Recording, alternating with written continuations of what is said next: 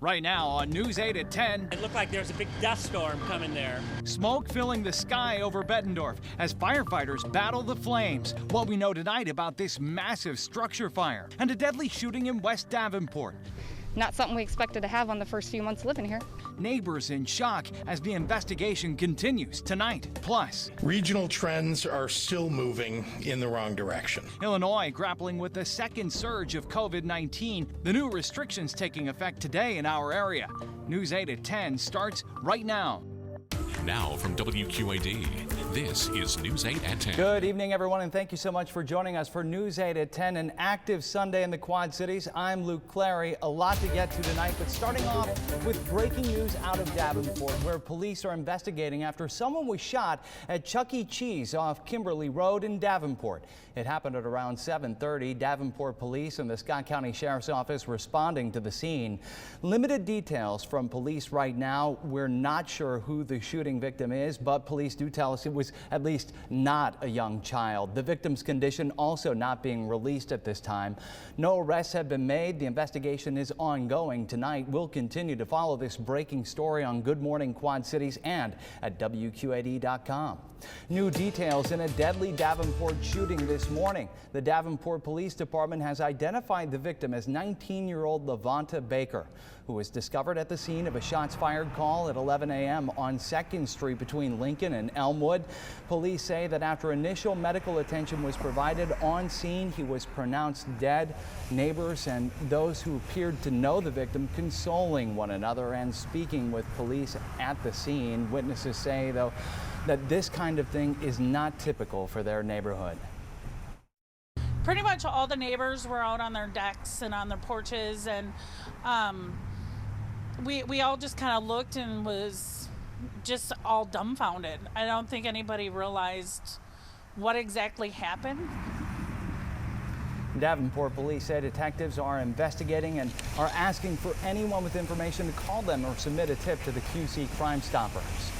A structure fire in Bettendorf tonight, blanketing the sky with thick black smoke. This was the scene from the view of the News 8 drone. The fire started shortly after 5 tonight at the rubber stamp and label stores in Cumberland Square. That's off of Spruce Hills Drive. Firefighters from Bettendorf and Riverdale worked to put out the flames inside the building. Witnesses say that the fire started on the back side of the building and moved to the north end, and that's when the building became engulfed in flames. Chris Von Gries saw the fire and says he did what he could to help before firefighters arrived.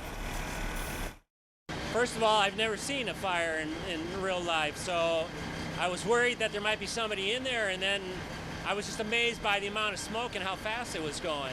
And I ran up to the windows just to see if there was anybody in there that I could tell. When there was nobody there, it was starting to get hot, so I moved off over here. We don't know yet how the fire started. Crews on the scene did not immediately report any injuries. Well, it was a cool and cloudy end of the weekend, and it looks a lot like more wet weather could be on the way. Storm Track 8 meteorologist Andrew Stutzky in the Weather Center right now, tracking it all for us. Hi, Luke. Yeah, we're looking at some snow showers coming in later on tonight, thanks to that cold air that's been locked in place for essentially the entire weekend. We have not been able to get highs escaping the 40s, and that was the case again today. And now putting some moisture to work at getting some snow showers, especially north of the Quad Cities this evening, up towards Dubuque and Galena, and just right north of Maquoketa along US 20 is where these snow showers will be seen in the next few hours before more snow showers move in from the west and blanket the rest of the area just in time for your morning commute tomorrow. You can see that energy moving through Omaha now. That's what's on the way for tomorrow morning. May cause some reduced visibility in spot as you get your Monday underway.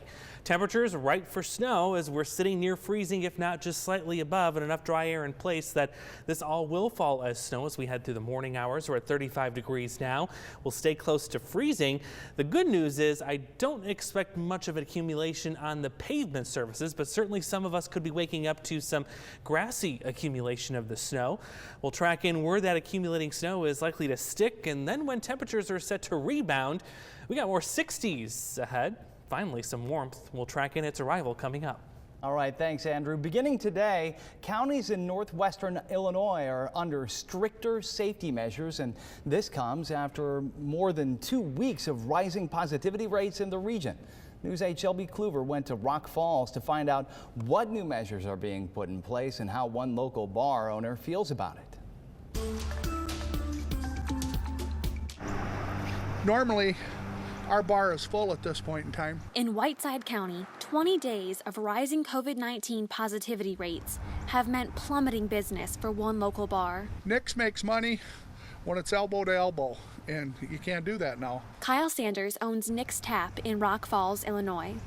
For weeks, bars and restaurants in Region 1 have been under restrictions.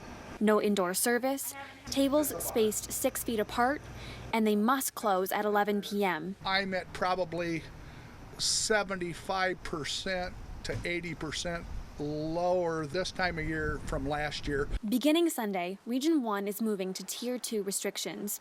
For bars and restaurants, that means groups can't be over 6 people. On Thursday, Governor J.B. Pritzker announced the new guidelines after the region's 7-day positivity rate reached nearly 12%. That includes Whiteside, Carroll, Joe Davies, and 6 other counties. Boone County had the highest positivity rate, nearly 16%. I want people to wear their masks. I want people to follow the mitigation rules that are in existence and not wait until we have to put resurgence mitigations in place. The governor says he's asking the Illinois State Police and state's attorneys to help enforce the new restrictions. Bars and restaurants, he says, are top spreaders. We're toughing our way through it, and I think it's inevitable if the numbers keep going the way that they're going, we're probably going to end up shutting down again. In Rock Falls, Shelby Kluver, WQAD News 8. And of the 9 counties in Region 1, all have tested above 9% test positivity.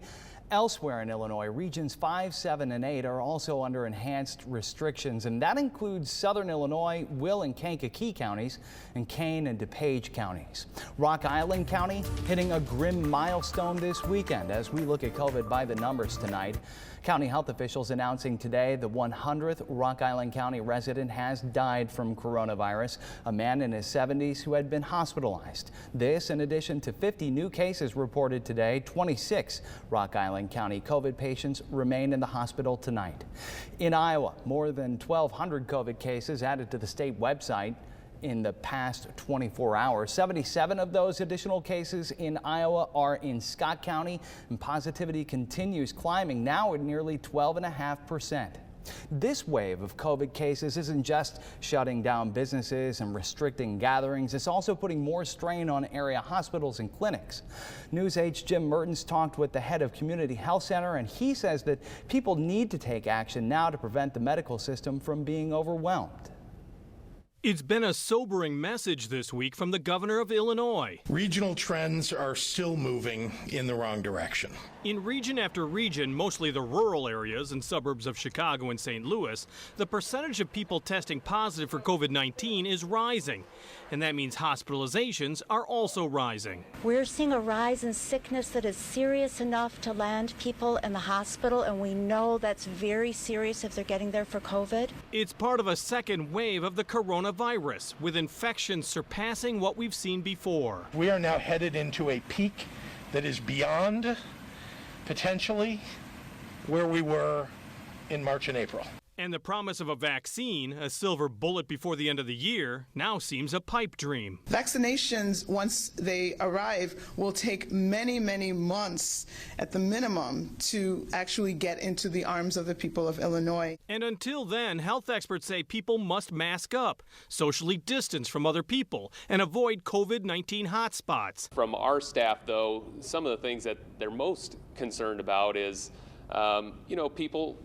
people not following social distancing, not wearing masks out in public.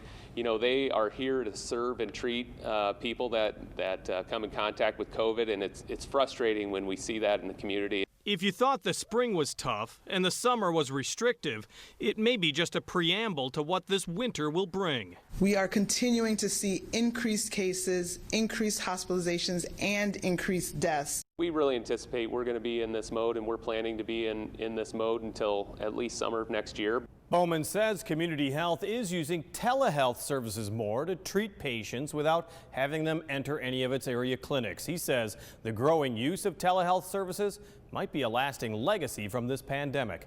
Jim Mertens, WQAD News 8.